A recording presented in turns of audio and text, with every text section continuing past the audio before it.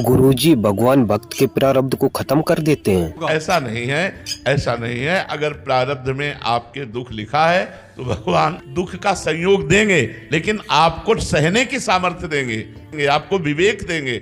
अब ऐसा नहीं है कि हम प्रार्थना करें हमारी किडनी ठीक हो गई, ऐसा नहीं है, ऐसा सिद्धांत नहीं है, ऐसा नहीं। अवश्य में वो भोक्तव्यम कृतम कर्म शुभाशुभम, शुभ और अशुभ कर्म को तुम्हें भोगना पड़ेगा, भगवान ने कहा है। देखो, भगवान कहते हैं जब माधवदास बाबा को संग्रहणी का रोग हुआ, उसमें बार बार सोच जाती है। एकांत में समुद्र के किनारे कुटिया थी, कोई था नहीं, तो बड़ी सुगंध आई, तो उन्हें होश आया। तो ऐसे देखा तो पीतांबर का साफा बांधे हुए 16 वर्ष की अवस्था और बाबा की मल भरी लंगोटी समुद्र से धो धो के फैला रहे हैं। कौन हो आप? ये ही देखा भगवान कमल नयन, अरविंदाक्ष, श्याम सुंदर।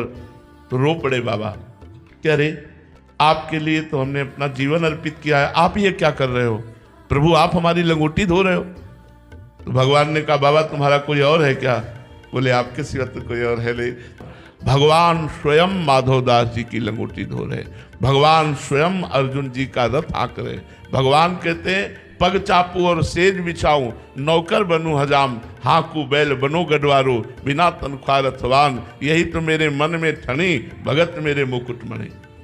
हाँ, ये है कि हमारे बहुत पूर्व के पाप हैं जो हमें दुख देने के लिए आ रहे हैं, लेकिन हम भगवान से यदि जुड़ जाएं तो हम इन दुखों से पार हो जाएं। इसीलिए सबसे कहते हैं राधा राधा रटो, राधा राधा नाम जप करो, जिससे तुम्हारा मंगल हो जाए, क्योंकि वो पाप कर्म हमें दंड देने के लिए बिल्कुल बलवान होकर तैयार हो रहे हैं। भगवान की शरण में है तो आएगा, लेकिन बहुत कम होकर आएगा और हम सह पाएंगे, हम टूटेंगे नहीं, हम विपत्ति को पार कर जाएंगे। पर ऐसा नहीं है कि हम भगवान से प्रार्थना की तो हमारे सारा दुख नष्ट हो गया, ऐसा नहीं है। राधे राधे।